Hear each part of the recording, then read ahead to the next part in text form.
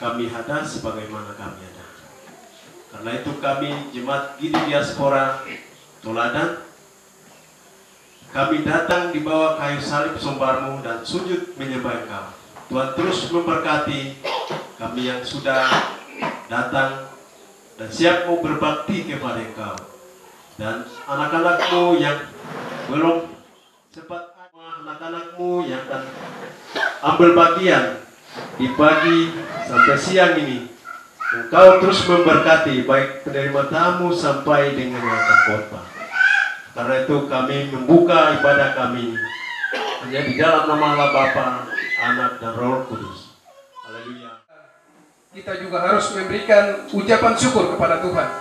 Untuk itu Bapak Ibu sidang jemaat Tuhan yang mempersiapkan diri untuk menyaksikan cinta kasih Tuhan akan ambil tempat, tetapi kita akan memuji Tuhan dengan pujian nyanyian kemenangan iman nomor 157 ayat sempurna dalam darahnya. Haleluya, kasih-Nya besar. Berikan nafas kekuatan, kesehatan. Kalau Tuhan izinkan hari ini saya tidak mungkin berdiri di depan jemaat Bapak Ibu, tapi Tuhan berikan nafas hidup yang luar biasa selama 1 minggu ini sampai hari ini. Jadi saya bersyukur dan bersyukur kami keluarga sehat kuat, sekalipun kesakitan ada, tapi jemaat Tuhan selalu dukung dalam doa dan pada khususnya ibu sia-sia. Dan itu yang pertama kok. Dan yang kedua ayat 12 ini juga pekerjaan hikmat adalah sia-sia. Jadi ayat 13 semuanya itu bunyi firman Tuhan demikian sama. Tapi ayat 12 di sini pengkhotbah ini, saya sekalipun pemimpin Israel, tapi saya lakukan semuanya itu kesia-siaan. Yang satu, hati yang saya bulatkan itu ayat 13. Aku membulatkan hatiku untuk memeriksa dan menyelidiki dengan hikmat segala yang terjadi di bawah langit. Itu pekerjaan yang menyesuaikan yang diberikan Allah kepada anak-anak manusia untuk melayakkan diri. Jadi saya bersyukur kepada Tuhan. Haleluya, puji Tuhan. Haleluya, gemar. Haleluya, puji Tuhan, kasih-Nya besar. Kami sudah menyusun program atau menyusun pelayanan di bidang pemuda. Dan itu memang manusia memikirkan caranya, tapi semua itu Tuhan yang menentukan waktu dan semua rencana Tuhan. Akhirnya kami bisa menyusun pelayanan dengan baik. Karena kemudahan Tuhan jadi hari ini, oleh karena kebaikan Tuhan jadi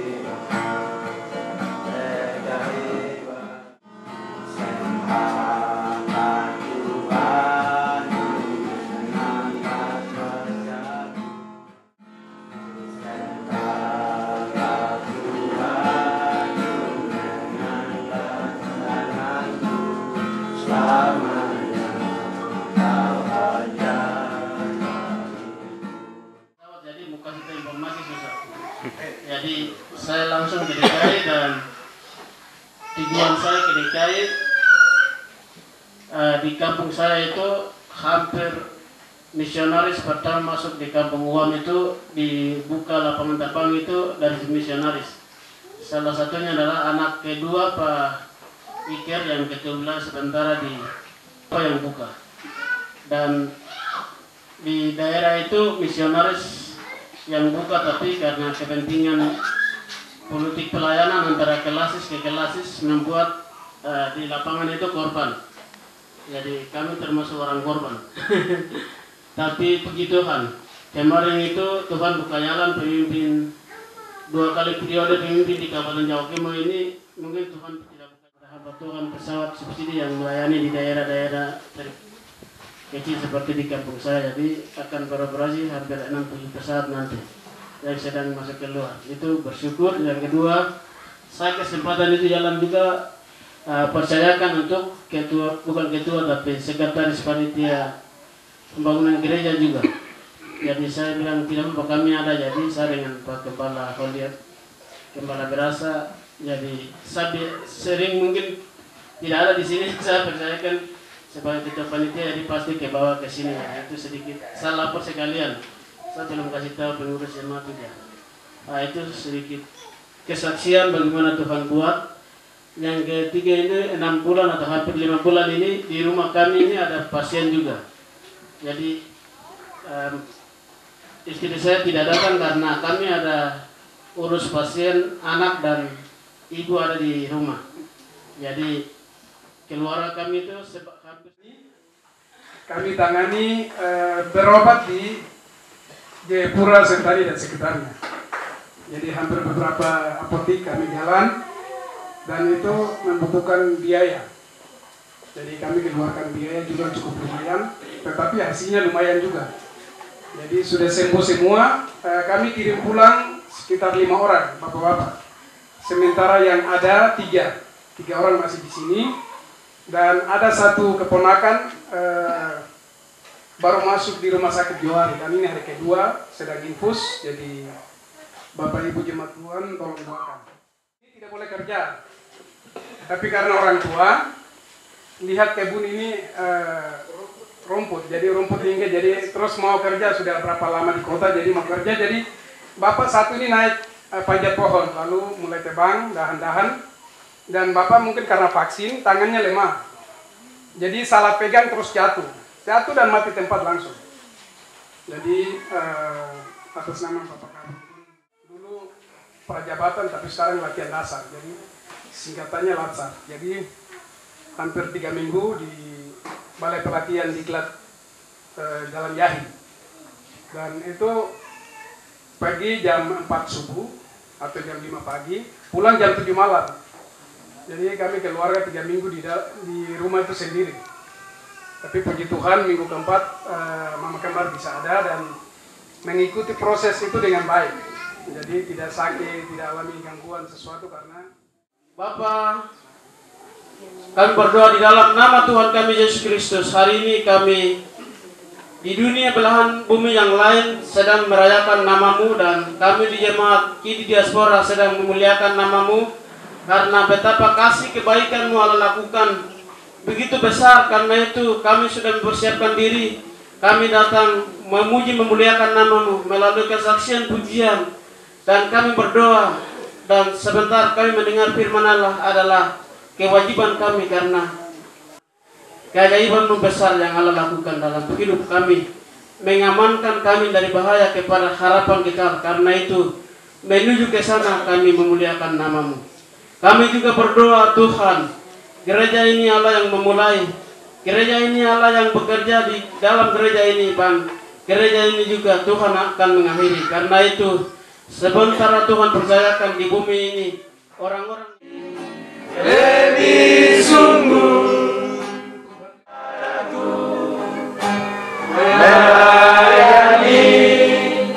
melayani lebih sungguh. Batasan dan memampukan supaya segala sesuatu yang akan saya sampaikan itu semua sumbernya dari Engkau sendiri, dan juga jemaat Tuhan yang akan mendengar. Kami semua dapat memberkati dan mengingatnya serta melakukannya di dalam kehidupan kami. Di dalam nama Yesus Kristus, Anak Allah yang hidup, kami sudah berdoa dan siap untuk mendengar. Uang ongkos dan uang obat ini ke Bandung bagaimana nih? Akhirnya saya dan keluarga kami bilang ya Tuhan terjadi sesuai kehendak. Kita sendiri ya, datangnya temponya boleh, datangnya malas-malas, lambat ya, kita lah yang mundur-mundur waktu. Jadi kita mau atur waktu bagaimana Bapak Ibu. Jadi ya sampai jam 1 pulang tidak apa-apa, itu kesalahan kita. Kalau kita datang tepat waktu, saya kira ibadah pun tepat waktu. Tapi kalau kita lambat, saya pikir kita juga lambat. Ya, itu kita harus sama-sama mengerti dalam hal ini. Jangan kita melihat dari seenaknya kita saja. Itu Bapak tegas sedikit supaya minggu-minggu yang akan datang kita tepat waktu. Mari buka Alkitab kita dari 2 Timotius. 2 Timotius pasalnya yang kedua ayat 1 sampai 13. Banyak saksi. Percayakanlah itu kepada orang-orang yang dapat dipercaya. Yang juga dapat mengajar orang lain. Ikutlah menderita sebagai seorang prajurit yang baik dari Kristus Yesus. Seorang prajurit yang sedang berjuang tidak memusingkan dirinya dengan berjuang dengan soal-soal penghidupannya, supaya dengan demikian ia berkenan kepada komandannya. Yesus Kristus yang telah bangkit dari antara orang mati, yang telah dilahirkan sebagai keturunan Daud, itulah yang kuberitakan dalam Injilku, kata Paulus. Karena pemberitaan Injil inilah itu. Jadi orang yang sudah menjadi pengikut, orang yang sudah. Kenapa? Karena firman Tuhan itu ya sempurna, yang dapat memang orang yang sudah akuinya sendiri. Ya, Tuhan Yesus sudah menjadi guru yang baik untuk memuridkan para murid, mempersiapkan 12 murid atau 11 murid untuk terus memberitakan firman Allah ini kepada orang lain, supaya apa? Murid-muridnya memuridkan. Sana orang Yunani bukan bahasa kita. Ya, orang Yunani itu mereka menggunakan endunamo itu pengertiannya luas sekali. Ternyata kata endunamo itu artinya ia diperkuat, atau hendaklah diperkuat lagi, atau jadilah kuat, menguatkan, memberi kekuatan.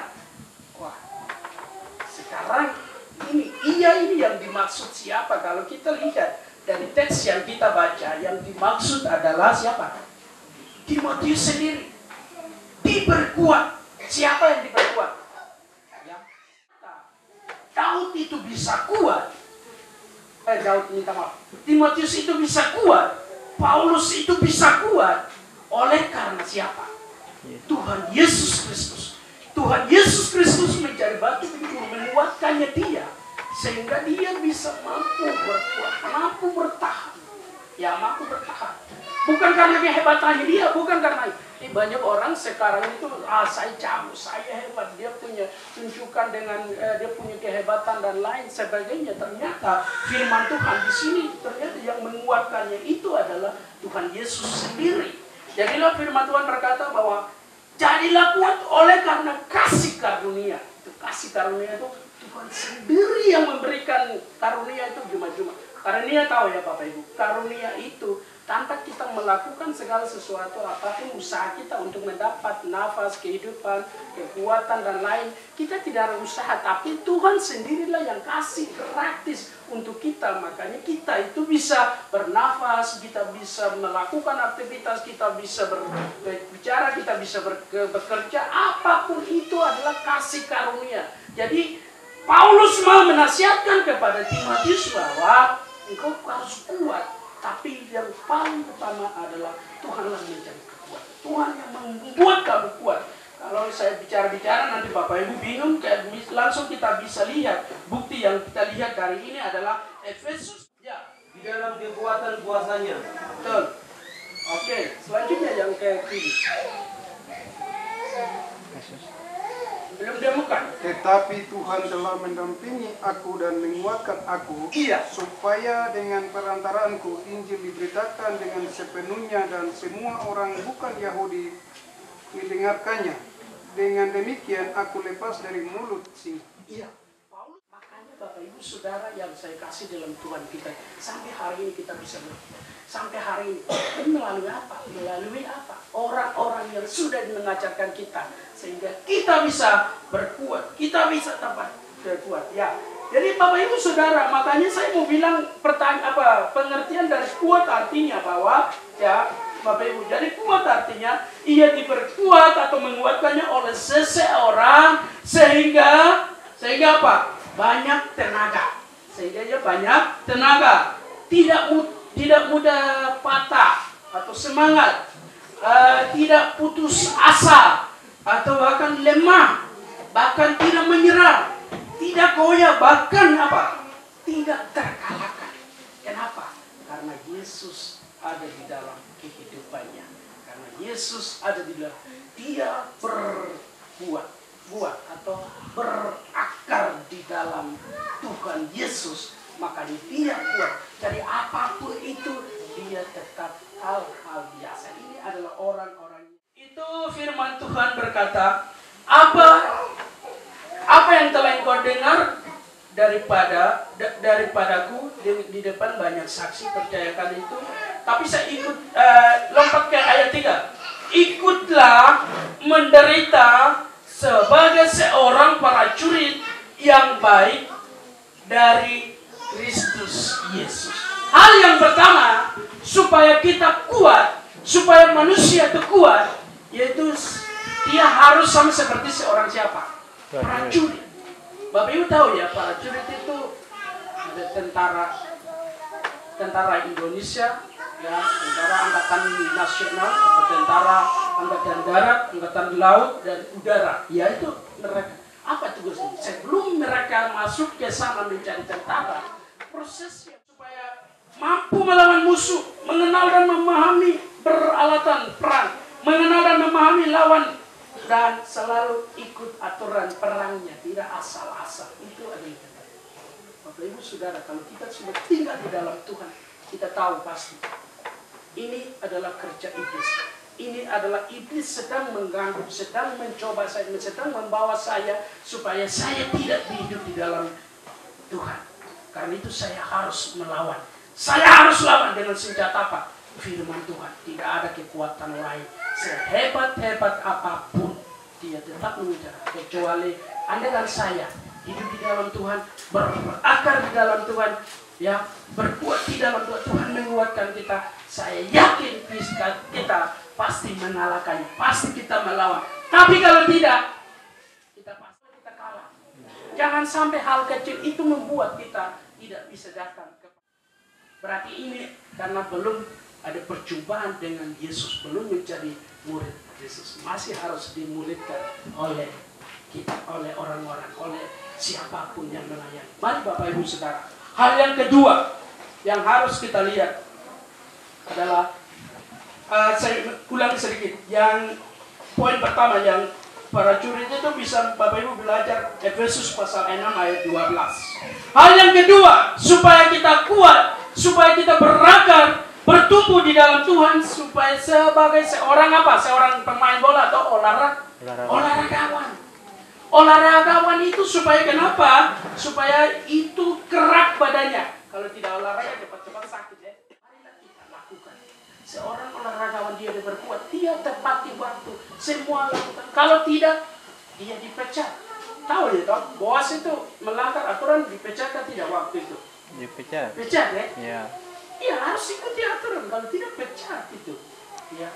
Sampai akhirnya ya.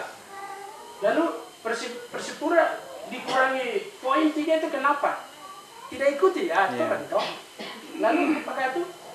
Kalau secara aturan mereka tidak ikut, akhirnya sekarang apa? Turun ke mana? Degradasi ya. Kedua ya, sakit kecewa ketiga masyarakat Papua. Kecewa. Iya ya. Lebih sakit lagi Tuhan, Bapak Ibu. Kalau kita dilihat, aduh kita merusak dengan dosa. Kalau kita lihat, aduh suatu saat kita main-main dengan dosa, tidak mau cari Tuhan, masih hidup santai-santai, dan suatu saat nanti kita masuk berjumpa di neraka, menjadi sakit yang mana? Bapak Ibu, itu hal kecil saja, tapi yang kekal di neraka itu lebih sakit lagi. Marilah Bapak Ibu Saudara yang saya kasih. Paulus adalah salah satu contoh yang baik untuk melakukan pertandingan di sangat tepat. Ikuti aturan. Mari lihat 2 Timotius pasal 4 ayat 7. 2 Timotius pasal 4 ayat 7 itu firman Tuhan berkata begini Bapak Ibu. Aku telah mengakhiri pertandingan yang baik. Aku telah mencapai garis akhir. Dan aku telah memelihara iman. Ini adalah salah satu hal yang sangat dikagum oleh seluruh dunia. Bahwa kehidupan Paulus itu sangat luar biasa. Kenapa? Dari sejak berjumpa dengan Tuhan Yesus sampai seumur hidupnya dia punya hidupnya Paulus kan. Jadi kapanpun kita dipanggil Tuhan, kapanpun kita sudah bersedia atau siapkah masuk ke tempat yang sudah disediakan oleh Tuhan. Itu adalah rahasia Tuhan. Tapi saya mau bilang hari ini, firman Tuhan mengingatkan kita. Mari kita di dunia ini kita sedang bertarung lawan si iblis itu. Dengan kemampuan kita, dengan kekuatan kita, kehebatan kita tidak cukup dan tidak sanggup bahkan. Tapi dengan kekuatan yang Tuhan berikan itu dan kita mengenal Tuhan, beriman kepada Tuhan lalu kita melawan, itu pasti mengalahkan dan menjadi pemimpin Kristus yang setia teratur sampai pada waktunya Tuhan. Hal yang terakhir yang supaya kita bisa berkuat, supaya kita bisa berangkat di dalam Tuhan Yesus, yaitu yang terakhir sebagai apa itu Bapak Ibu kalau baca tadi? Petani ya, hasil usaha. Seorang petani dia kerja loyal atau tidak? Harus kerja keras. Kerja keras. Ya, seorang karena dia tahu mata pencariannya di mana. Di petani ya, di kebun ya, tidak ada tempat lain. Dia bisa makan pagi, siang, sore, atau kerja pun lapar. Tapi setelah tidak kerja, akan menikmati hasilnya tidak? Pasti adanya nganggur di rumah, lapar, pergi ke sana ke sini, tidak ada usaha. Kerja keras seorang petani. Ternyata di orang Yunani di sana mereka kerja keras juga, tidak ada hidupnya enak-enaknya saja. Kadang kita pikir itu terjadi, hari ini saya tidak kerja, tidak apa-apa, besok dia datang sendiri. Tidak akan Bapak Ibu. Di dunia manapun kita pergi, tidak akan datang sendiri semuanya hasil usaha dan kerja keras kita. Kecuali kita pergi ke surga baru saja. Tapi kalau sementara masih di dunia, pasti setiap orang kerja keras. Dan kerja keras itu apakah mudah atau tidak? Berat Bapak Ibu. Anda harus bangun jam 5. Anda harus dengan tenaga. Harus makan. Sampai ke kebun.